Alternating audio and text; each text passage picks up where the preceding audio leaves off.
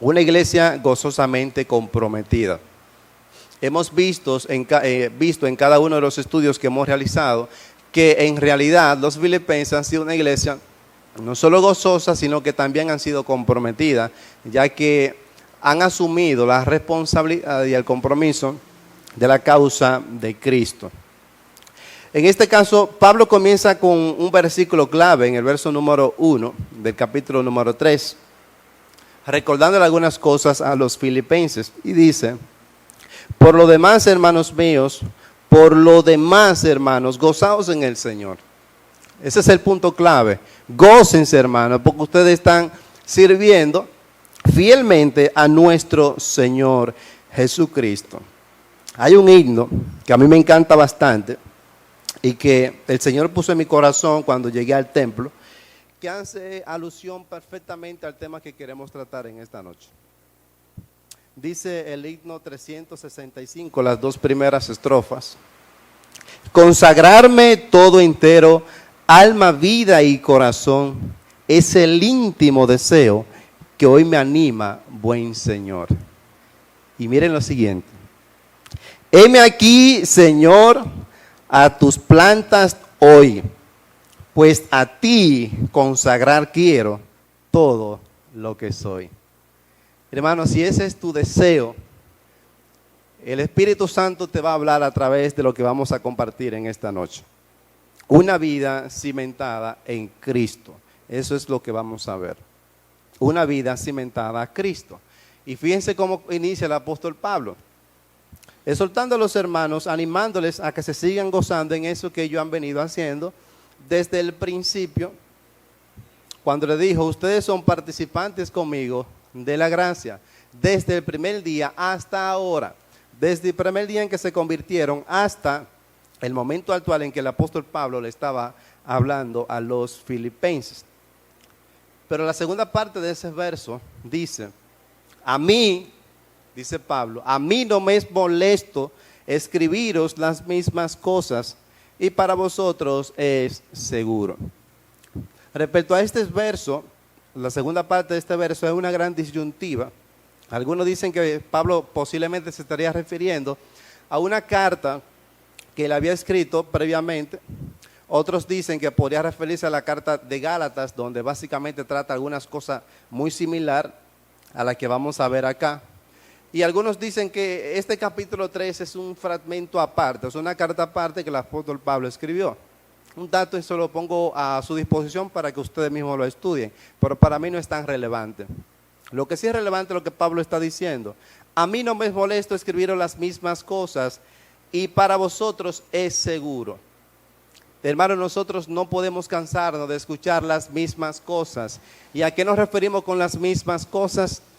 Con los principios que tienen que ver con la vida y la piedad basado en el Evangelio de Jesucristo. La Biblia es nuestra salvaguardia, es decir, es el ancla, es el arma con que nosotros nos protegemos de las falsas enseñanzas, y por eso debemos estar cimentados en esa palabra. Cuando la leemos de manera particular, hermano, nosotros crecemos en el conocimiento de Cristo, y todo eso lo vamos a ver a continuación. Pero Pablo, en este capítulo número 3, entre otras cosas que no vamos a tocar, pero nos habla de 3 principios claves para nosotros vivir una vida cimentada en Cristo. 3 principios claves para uno vivir una vida cimentada en Cristo. Y ese primer principio lo encontramos básicamente en el versículo número 3. ¿Cuál es ese principio? De que nuestros grandes logros humanos, hermanos, nunca podrán satisfacer la demanda del Dios vivo. Nuestros grandes logros nunca podrán satisfacer las demandas del Dios vivo. Y eso es lo que vamos a ver en la misma persona del apóstol Pablo. Dice Pablo en el versículo número 3. Porque nosotros somos la circuncisión, los que en espíritu servimos a Dios y nos gloriamos en Cristo Jesús, no teniendo confianza en la carne. Mire cómo Pablo termina este verso subrayando de que no tenemos, dice no teniendo, si nosotros debemos vivir no teniendo confianza en la carne. ¿En cuanto? En cuanto a saber de que la salvación no depende de nuestro buen obrar, sino depende de la gracia soberana de Jesucristo. No pongan su confianza en sus esfuerzos humanos. No pongan su confianza en sus méritos humanos. Antes de convertirme a Cristo, o antes de que Cristo por su gracia soberana me alcanzara, yo me consideraba un moralista. Los que no saben lo que es un moralista es aquel que cree que puede vivir sin la intervención de un ser divino de manera recta en esta vida. Y era muy protocolar, le debo decir que sí. Y me identifico mucho con el apóstol Pablo, porque es verdad, en mi vida adolescente, porque me convertí a Cristo a los 19 años, nunca me expuse a esa vida desenfrenada en que la gran mayoría de los jóvenes viven hoy en día. Gracias a Cristo, Él me conservó por su gracia para su propósito. Los cristianos, hermanos, no debemos gloriarnos en nuestros esfuerzos humanos. Y vamos a ver en la vida de Pablo algunas cosas referentes a ello. ¿Cuál era la razón por la que Pablo enfatiza esto, de que nosotros no debemos tener nuestra confianza en la carne? ¿Por qué Pablo dice esto? Porque un grupo de judíos, hermanos, allá en la carta a los filipenses, estaban enseñando que para alcanzar la salvación debían practicar los ritos judíos, es decir, judaizarse. Judaizante, ellos eran judaizantes porque obviamente vivían una vida conforme a los ritos judíos. Y los judíos querían que los gentiles en este caso practicaran esas mismas cosas. ¿Como cuáles? Como la circuncisión, por ejemplo. Y Pablo tiene que decir en el versículo número 2 lo siguiente: guardaos de los perros, guardaos de los malos obreros, guardados de los mutiladores del cuerpo. Fíjense que esta expresión perros es un poco despectiva y solamente la usaban los judíos para referirse a los gentiles, llamándole perros, es decir, inmerecedores de la gracia de Dios. En este caso Pablo la usa, y la usa de una manera hiperbólica, o sea, de una manera exagerada en el sentido figurado. Le llama perros, malos obreros, mutiladores del cuerpo. ¿Por qué? Porque ellos, en vez de promover la salvación por la pura gracia, se estaban diciendo: espérense, para ustedes ser salvos tienen que practicar los ritos de la ley judía. Y no es así. El recurso didáctico, como ya le he dicho, que Pablo utiliza acá es una hipérbole, una exageración, lo que han estudiado literatura. Pero, si tú te fijas en los versículos que leímos en el capítulo número 1, el 15 al 17, recordaremos que Pablo está hablando de algunas personas que están predicando a Cristo por contienda. Realmente no se está refiriendo a estos grupos. Aquellos grupos que vimos en el capítulo 1, es cierto, estaban predicando a Cristo, unos por amor y otros por contienda. Pero en este contexto no se está refiriendo al mismo grupo de personas. Se está refiriendo a otro grupo de personas que estaban enseñando cosas que atentaban contra la seguridad y más que todo la integridad del propio evangelio. Pablo lanza una fuerte advertencia contra estas personas, llamándole perros, y utiliza una palabra clave que es de alerta: guardaos, protéjense, cuídense. Hermanos, y hoy en día hay muchos que enseñan cosas que no son bíblicas. Y usted y yo debemos pararnos sobre nuestros pies y contrarrestar esas cosas que se están enseñando. Y yo siempre digo que la mejor manera de contrarrestar la mentira es enseñando la verdad, ¿sí o no? Es eso. La única manera que nosotros tenemos de contrarrestar la mentira es enseñando la verdad. Los judíos querían que estos gentiles practicaran esos ritos para obtener la salvación o vivir una vida recta y consagrada delante de ese Dios soberano. A esto Pablo le llama legalista, que enseñaban la circuncisión. Para estar en contexto, ¿alguien no sabe lo que es la circuncisión? ¿Alguien no sabe lo que es la circuncisión? Estoy por sentado que todos sabemos lo que es la circuncisión, ¿verdad? Bien. Miren lo que dice, por ejemplo, Hechos capítulo 21, versículo 15. Después de estos días, se acercó Pablo a los ancianos.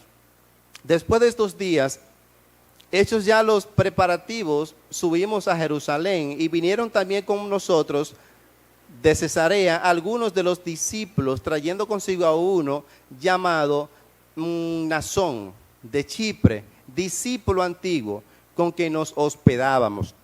Y miren lo que sigue. Cuando llegamos a Jerusalén, los hermanos nos recibieron con gozo. Y al día siguiente, Pablo entró con nosotros a ver a Jacobo. Y se hallaban reunidos todos los ancianos, a los cuales, después de haberles saludado, les contó una por una las cosas que Dios había hecho entre los gentiles por su ministerio. ¿Qué más dice? Cuando ellos lo oyeron, glorificaron a Dios y le dijeron: ya ves, hermano, cuántos millares de judíos hay que han creído y todos son celosos por la ley. Es verdad, se habían convertido a Cristo y son celosos de la ley. Pero, aquí viene un pero que nosotros debemos prestar mucha atención. Versículo 21. Se les ha informado en cuanto a ti, que enseñas a todos los judíos que están entre los gentiles a apostatar de Moisés, es decir, a dejar de practicar los ritos concernientes a la ley de Moisés o a la ley mosaica, diciéndoles que no circunciden a sus hijos ni observen las costumbres. Y acá los ancianos muy sabios le hacen una representación a Pablo de lo que él debía hacer para calmar ese disturbio que estaba en ese momento. Miren qué dice, versículo 22. ¿Qué hay pues? La multitud se reunirá de cierto porque oirán que tú has venido. Haz pues esto que te decimos. Hay entre nosotros 4 hombres que tienen obligación de cumplir el voto. Acuérdense que los judíos eso era lo que hacían. Vivían conforme a los ritos de la ley mosaica. Y dice más: tómalos contigo, purifícate con ellos y paga sus gastos para que se rasuren la cabeza, y todos comprenderán que no hay nada de lo que se les informó acerca de ti, sino que tú también andas ordenadamente guardando la ley. Y quiero que observen esa expresión porque más adelante la vamos a tocar otra vez. Ordenadamente guardando la ley. Pero en cuanto a los gentiles, esta era la norma para los gentiles. ¿Por qué? Porque no solamente los judíos querían vivir sus ritos para agradar a Dios, sino que también querían arrastrar a los gentiles a que también hicieran lo mismo. Pero en cuanto a los gentiles, versículo 25, que han creído, nosotros le hemos escrito determinado que no guarden nada de esto. Los gentiles no están llamados a guardar los ritos de la ley judía, la ley mosaica. Solamente que se abstengan de los sacrificados de los ídolos, de sangre, de ahogado y de fornicación. Ahora, debo recordar algo que también es referente a este punto, en cuanto a se abstengan de los sacrificados de los ídolos, de sangre. Ahí que Pablo va a entrar en Romanos también a hablar de la tiranía del hermano débil, es decir, aquellos que creen que comer carne es bueno o no es bueno porque se sacrificaba en el templo. Y Pablo tiene que decirle: cuando tú vayas a comprar carne, oye, no preguntes si fue sacrificado a los ídolos, cómprala y cómetela. Y si algunos creen que no se debe comer carne, que no coma. Y si tu hermano es débil y cree que tú estás pecando comiendo carne, deja de comerla. Pero no vamos a entrar en ese punto. La idea es para que usted comprenda que todo eso está previamente relacionado. Pero sí, los gentiles debían abstenerse de los sacrificados de los ídolos, de sangre, de ahogado y de fornicación. Es decir, de andar pervertidamente a nivel moral. Y ese era el gran problema. Que los judíos querían vivir así, agradando a Dios, viviendo los principios judaicos, pero querían que los gentiles también practicaran estas cosas. ¿Por qué? Acuérdense que estamos hablando de una vida cimentada en Cristo. Ellos tenían un mal concepto de lo que significaba tener una relación personal y efectiva con Cristo. La verdadera señal, va a decir Pablo más adelante, de una correcta relación con Dios, no era la observancia a esas leyes o ceremonias o rituales formales, sino la manifestación de esas características que concierne a un verdadero cristiano. Y para que no cabe duda, para no dejar lugar a la duda, Pablo lo va a mostrar en el versículo 3. Fíjense cómo dice, porque nosotros somos la circuncisión. Nosotros somos los verdaderos creyentes, igual que ustedes. Pero nosotros sí lo estamos haciendo de manera correcta. Miren por qué. Dice, los que en espíritu servimos a Dios. Es una característica fundamental de aquel que tiene una correcta relación con Dios y por tanto una vida cimentada en Él. Los que en espíritu servimos a Dios y nos gloriamos en Cristo Jesús. Fíjense cómo Pablo enfatiza esto. Nos gloriamos en Cristo Jesús. Y él no está violentando ningún principio acá. ¿Por qué? Porque si alguno se gloría, dice el mismo apóstol, gloríense en ¿quién? En Cristo. Entonces el cristiano no solamente sirve en espíritu a Dios de manera íntegra, de manera de corazón, voluntariamente, en reconocimiento de lo que Él ha hecho por él, sino que también nosotros reconocemos de que no son nuestras obras, no son nuestros ritos, no son nuestros méritos, sino Cristo el que hace las cosas en nuestras vidas. Y dice Pablo además, no teniendo confianza en la carne, que fue la razón del por qué él va a dar todo este argumento, no teniendo confianza en la carne, sino gloriándonos en Cristo y sirviéndole a Él en espíritu. Hermano, eso debe ser una realidad en cada uno de nosotros como creyentes. Servir al Señor en espíritu y gloriarnos en la persona de Jesucristo. ¿Cuál es el argumento apostólico acá? El argumento del apóstol Pablo. Pablo que está diciendo, mira, los verdaderos circuncidados somos nosotros. Los que guiados por el Espíritu de Dios y estamos orgullosos de pertenecer a Jesucristo por su gracia. Por tanto, dice Pablo, nosotros no creemos que podamos hacer nada para salvarnos.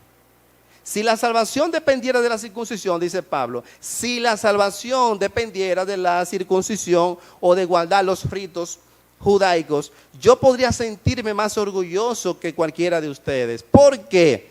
Porque yo sí he vivido como un verdadero israelita piadoso. Y eso es verdad. Es lo que Pablo va a decir, por ejemplo, en los versículos subsiguientes. Miren lo que dice, por ejemplo, en el versículo 4 en adelante. Pablo tenía una carta de presentación impresionante, hermano. Que cuando nosotros lo vemos, decimos, wow, pero este es increíble. Una formación, moralidad, trasfondo familiar, tenía una herencia judaica, una ortodoxia era incomparable en su andar y en su moralidad. Dice Pablo en el mismo versículo 4 del capítulo 3.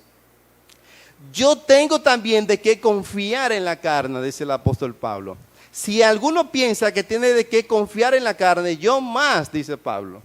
Circuncidado al 8º día, que era la ley en que se debía circuncidar un niño en aquel entonces, en el mundo judío, del linaje de Israel.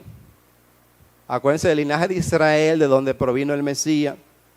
De la tribu de Benjamín, recuérdense que el primer rey, Saúl, viene de la tribu de Benjamín. Hebreo de hebreos, en cuanto a la ley, fariseo. En cuanto a celo, perseguidor de la iglesia. En cuanto a la justicia que es por la ley, irreprensible, hermano. Pablo tenía una vida impresionante antes de venir a Cristo, antes de que Cristo nos salvase. Pero Pablo nos va a decir, hermano, que nuestros grandes logros, por más impresionantes que sean, no tienen ningún valor. Por ejemplo, Gálatas capítulo 1, versículo 13 nos dice, porque ya habéis oído acerca de mi conducta, dice el apóstol Pablo. Fíjense que él siempre se va a poner como un ejemplo de sí mismo, antes y después.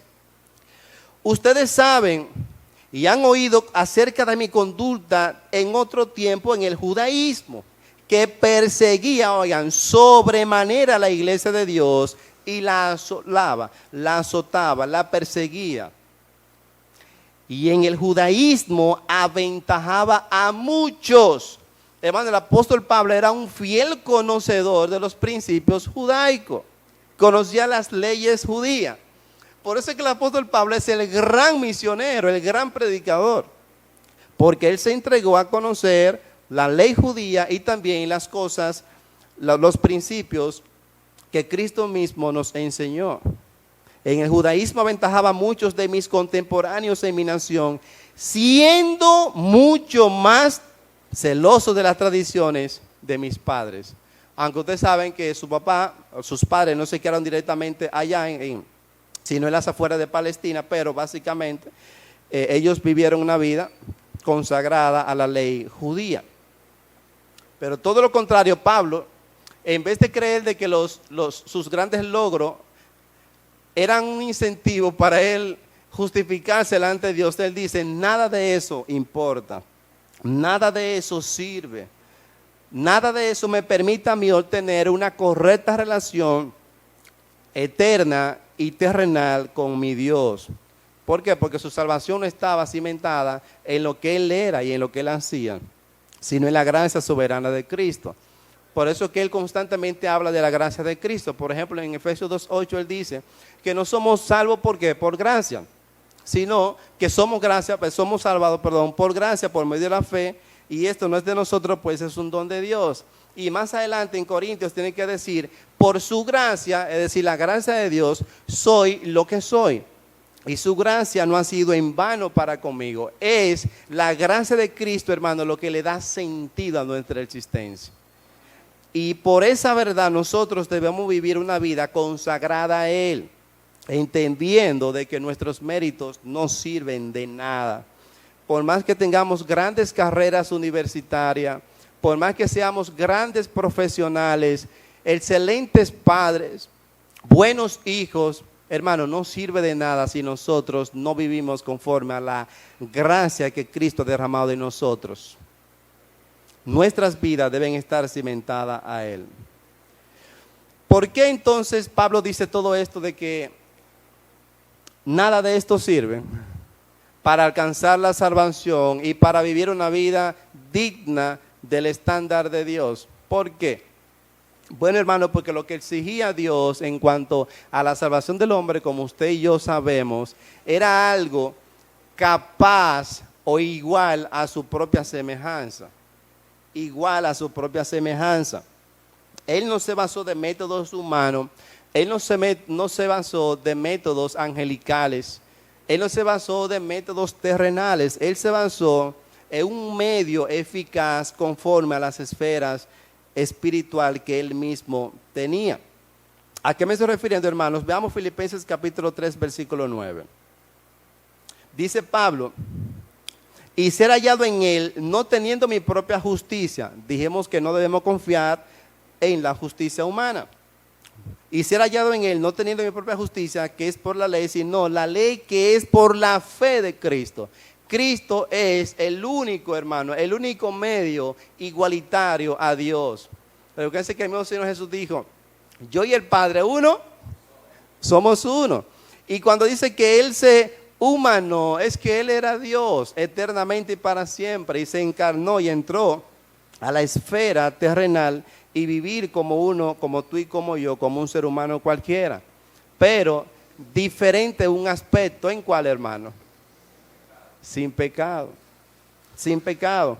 Por eso es que, por ejemplo, allá encontramos en Génesis capítulo 22, versículo 8, y respondió Abraham. ¿Qué le respondió Abraham a Isaac cuando le iba a sacrificar? Dios se proveerá de cordero. Él iba a sacrificar a su hijo para agradar a Dios. Y de repente dice Isaac, ay Dios mío, es un momento difícil. Usted se pone a leerlo y parece algo sencillo. Pero usted se imagina yo con mi hija que con un cuchillo en la mano. Eso significa de que Cristo ha obrado la redención que nosotros necesitábamos, no que merecíamos, porque nosotros merecemos el infierno. Pero Cristo ha obrado nuestra redención en la cruz del Calvario. Y por eso es que nosotros hemos de decir allí, como aquellos que en Apocalipsis dijeron, el cordero que fue inmolado es digno de tomar el poder, la riqueza, la sabiduría, la fortaleza, la honra y la gloria y la alabanza por los siglos de los siglos. Hermanos, es Cristo.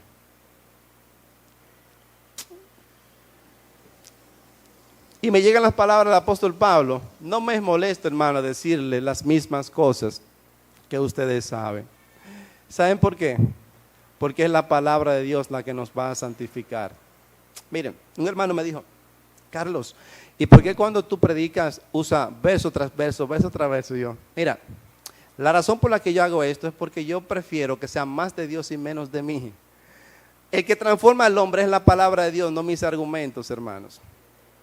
No son mis argumentos, son las palabras del mismo Dios vivo. La palabra de Dios es viva y eficaz, la que nos da vida eterna y la que nos ayuda a nosotros a vivir conforme a ese llamamiento con que Cristo nos llamó. Un comentarista dijo, el misionero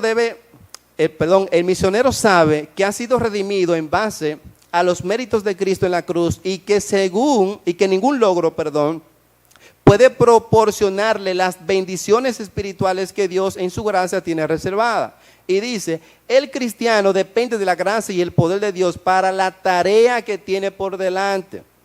Nos gloriamos en Cristo Jesús, no confiamos en la carne ni en los recursos humanos en forma absoluta. Eso significa, hermano, que usted y yo debemos, en primer lugar, reconocer de que la salvación no depende de nosotros y la hemos tenido por su gracia y su misericordia. Pero debemos vivir conforme a esa verdad, tener una vida cimentada en la suficiencia de esa gracia de Cristo. En segundo lugar, hermano, en los versículos 7 y 8, Pablo nos va a hablar de que la actitud natural de un creyente verdadero debe ser estimar a Cristo como lo más valioso que tiene en su vida. Como lo más valioso que tiene en su vida. La actitud natural de un creyente verdadero es que debe estimar a Cristo como lo más valioso en su vida. Y usted dirá, sí, pero todos sentimos eso. El problema es que no es decirlo, es hacerlo. Y Pablo nos va a enseñar de que no se trata de una relación conceptual, sino una relación vivencial. Dice versículo 7 y versículo 8. Pero cuantas cosas eran para mí ganancia, las he estimado como pérdida por amor de Cristo. Por amor de Cristo. Por amor de Cristo. Y decía anteriormente que el amor de Cristo nos constriñe. Y en este caso está hablando de que el amor de Cristo nos constriñe o nos impulsa para nosotros compartir el Evangelio. Pero también el amor de Cristo debe impulsarnos a nosotros para consagrarnos cada día más a Él. Y considerarlo como la perla de gran precio. Y muchas veces nosotros no actuamos conforme a esa verdad. Y usted dirá, sí, pero Pablo dice que aquellas cosas que eran para él ganancia, él las ha estimado como pérdida. Pero fíjense como Pablo también, por si acaso, hace una inclusión acá, en el versículo número 8, y dice, y ciertamente, aún en el presente, aún yo, Pablo, estimo todas las cosas como pérdida. Hermano, por eso es que Pablo más adelante tiene que decir, yo sé vivir en abundancia y sé vivir también en escasez. ¿Por qué? Porque todas las cosas las he estimado como pérdida y solamente me he dedicado a ganar a Cristo en mi vida, a vivir para Él, y Él en su soberana gracia me sustenta. Es eso, hermano.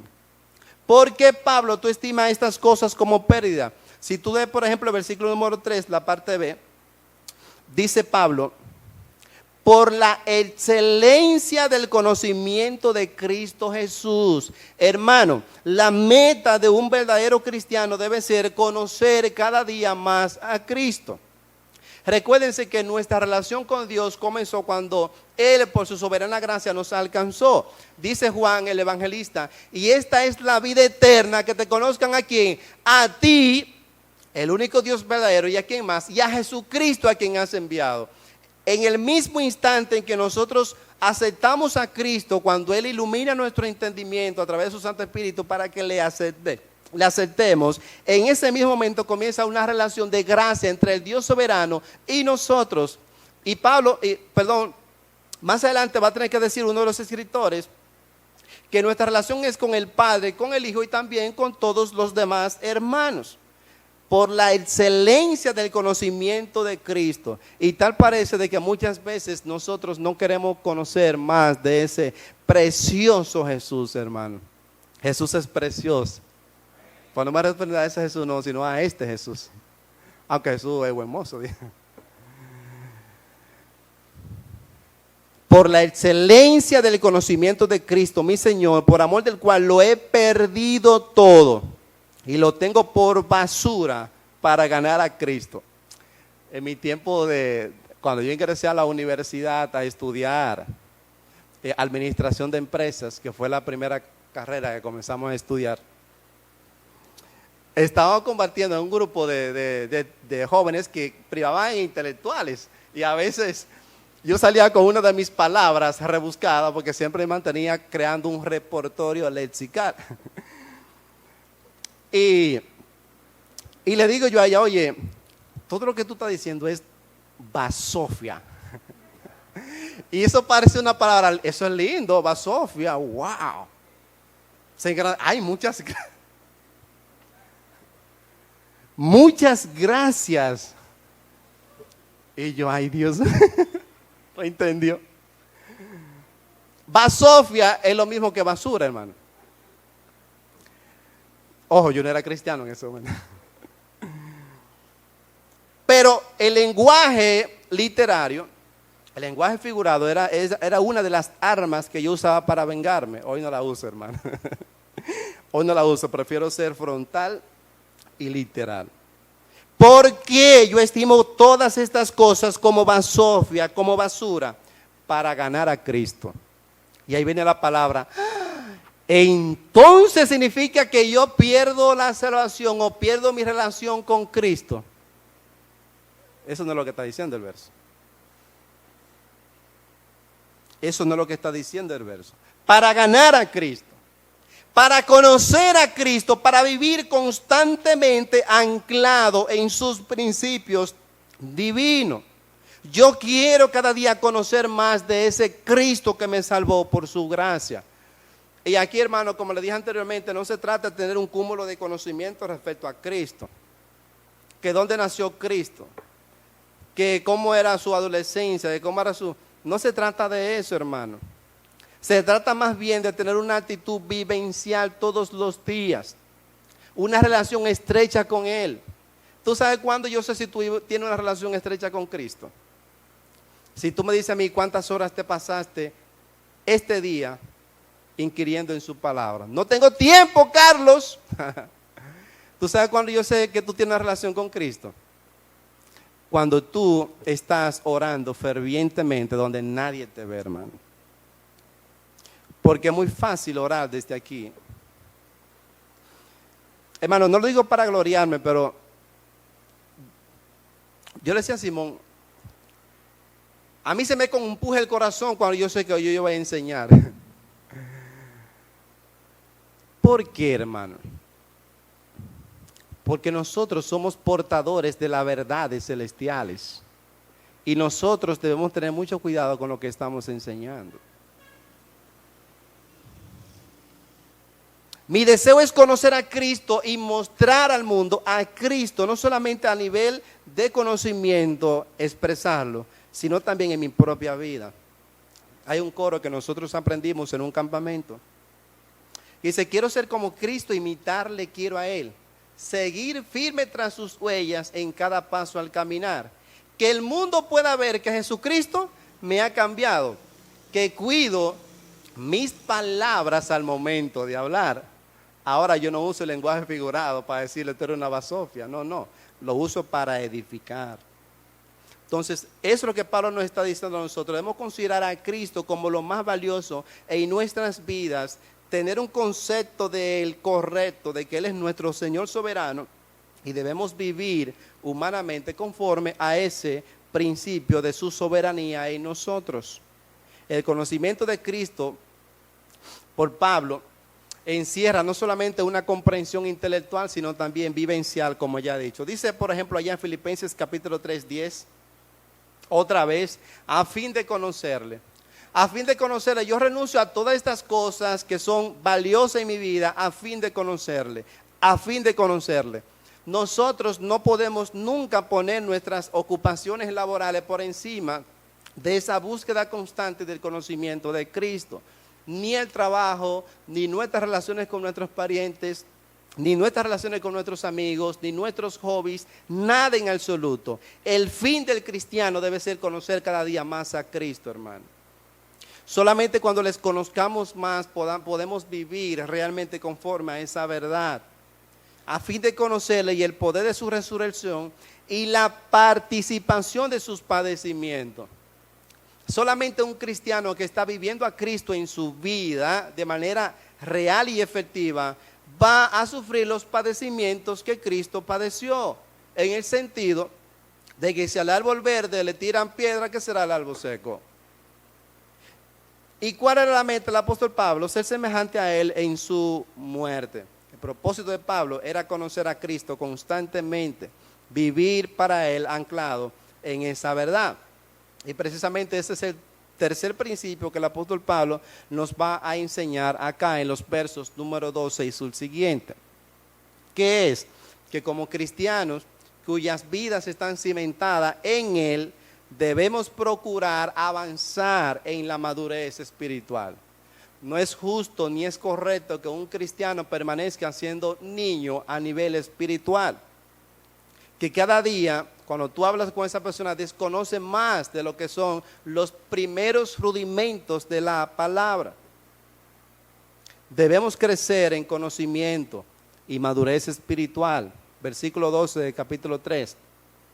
No que lo haya alcanzado ya. Pablo está hablando de un sentido de madurez espiritual, ni que ya sea perfecto. O sea, no es que yo soy totalmente consagrado a Dios, no es que yo soy totalmente maduro, sino que que prosigo para ver si logro hacer aquello para lo cual fui también asido por Cristo Jesús. ¿Cuál era la meta del apóstol Pablo acá? Ser semejante a su maestro. Esa era la meta del apóstol Pablo. Y ya dijimos al principio que Cristo era sin pecado. Pablo está diciendo, no es que yo soy totalmente libre del pecado, no es que yo soy completamente perfecto, completamente santo, no es que yo soy completamente maduro, pero persigo ese ideal y lo voy a alcanzar, dice Pablo. Dice el versículo 10, a fin de conocer y el poder de su resurrección y la participación en su padecimiento, llegando a ser semejante a él en su muerte. Semejante a él en su muerte. Cristo murió en la cruz del Calvario para darnos vida y para justificarnos a nosotros, hermanos. Y acá, por ejemplo, Pablo habla de que hacer aquello por lo cual fui también asido por Cristo Jesús. Usted podría decir, bueno, se está refiriendo a la salvación. ¿Significa esto que ya aún yo no he alcanzado la salvación? Si tú piensas así, está pensando mal. Porque Pablo que está hablando acá de un progreso de santificación que tiene que ver también con el crecimiento en cuanto a su vida vivencial y el servicio cristiano. Un progreso de santificación y crecimiento espiritual. ¿Cómo alcanzamos esto?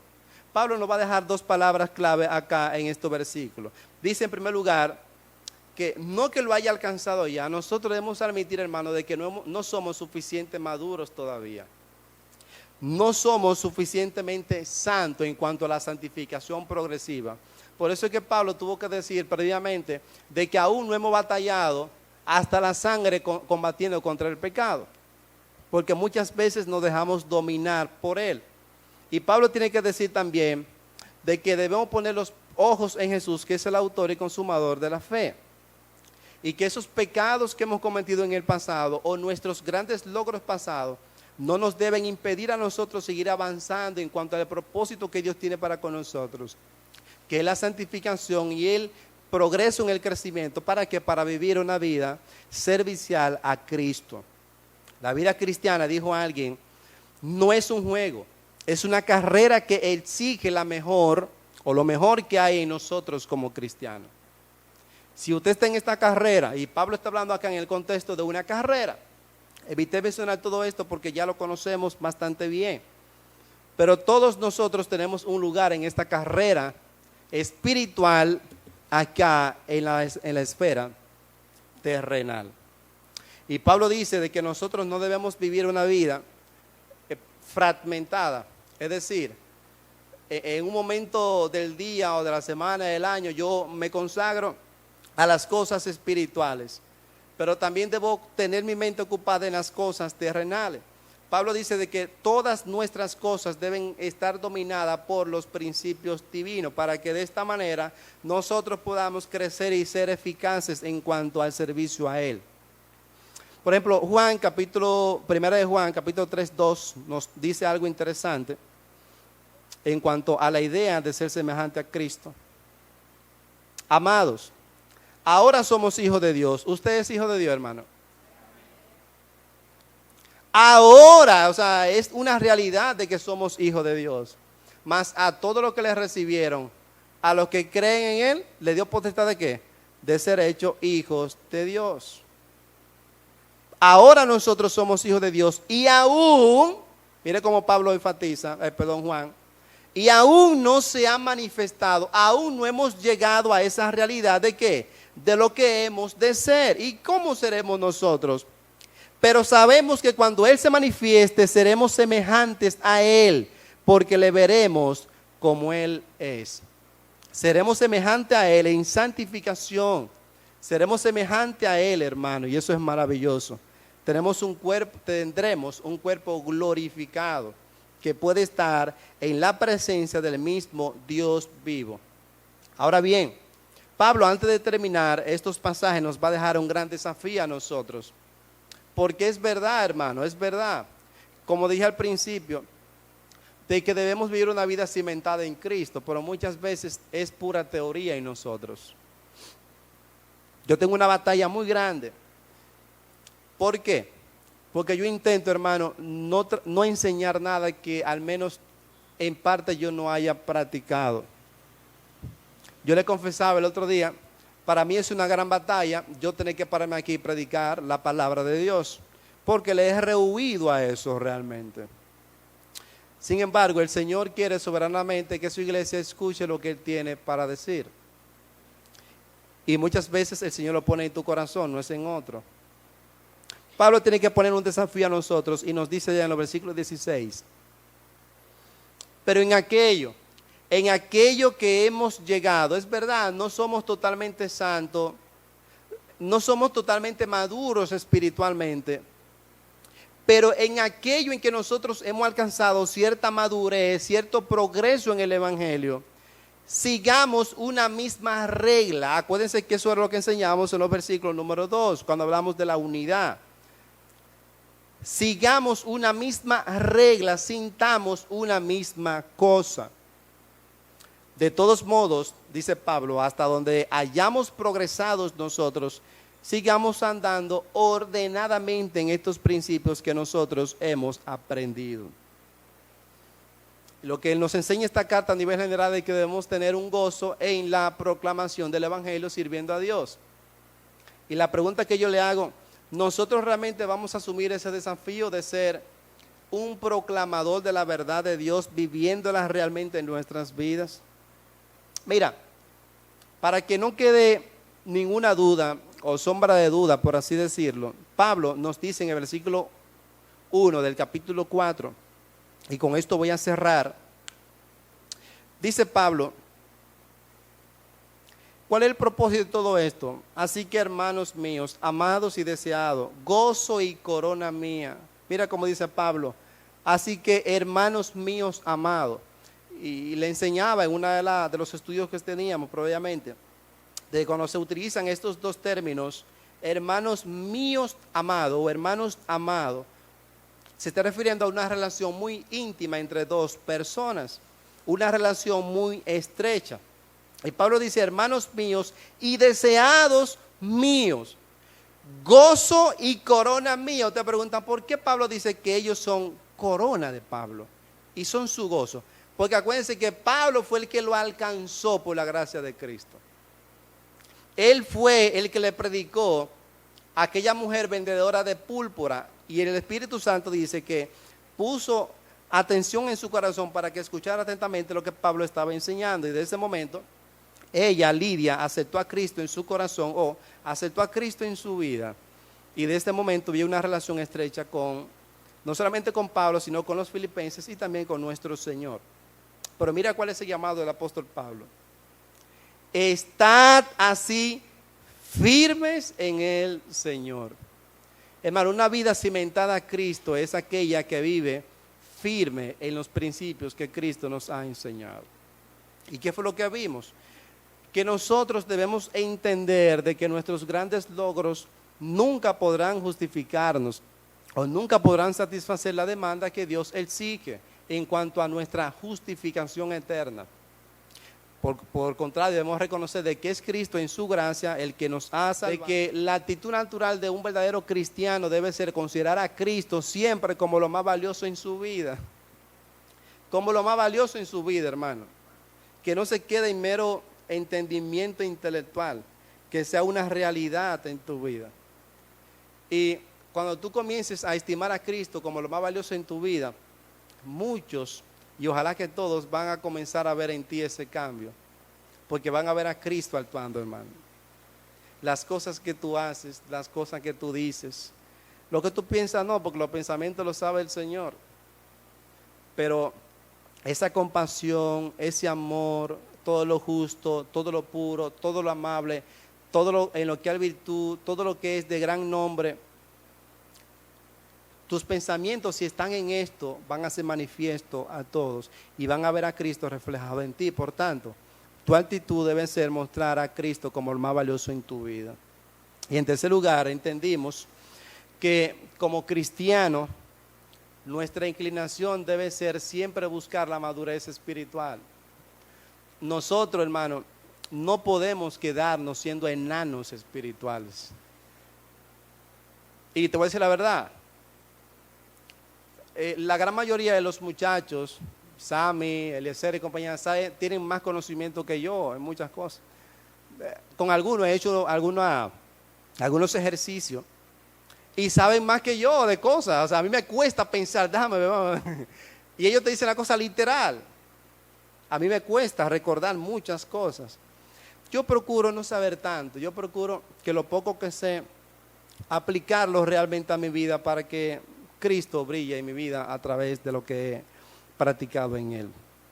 Debemos entender de que nosotros debemos procurar siempre la madurez espiritual. Es en ese contexto de que nosotros podemos vivir una vida cimentada. Y cuando hablé de cimentada, estoy refiriendo a una vida que esté tan firme en el Señor Jesús que nada pueda arrastrarla. Nada, hermano. Nada. Ni tormentas, ni pensamientos ideológicos. Miren, yo recuerdo mis primeros días como cristiano en una comunidad, Matancitas, me parece que fue así. Alguien me abordó con unos pensamientos muy extraños. A mí me gusta siempre indagar y escuchar y conocer. Y fue alguien de los judaizantes precisamente. ¿Ustedes sabían que aquí en el país hay judaizantes? De hecho, hay un grupo que se llama las raíces cristianas, no, las raíces judaicas del cristianismo. Inclusive me regalaron un libro y querían darme un discipulado de las raíces judaicas del cristianismo. Yo no tengo allá el libro. Y yo digo, wow, eso es increíble, los esfuerzos humanos en presentar principios que no tienen que ver nada con la palabra de Dios. Sin embargo, pocos se dedican a estudiar la Biblia y presentarla como Dios nos manda en ella. Hermano, que nosotros tengamos a Cristo como lo más valioso en nuestras vidas, de que tendamos siempre a buscar la madurez espiritual, que hagamos esto y que Él nos ayude por su soberana gracia.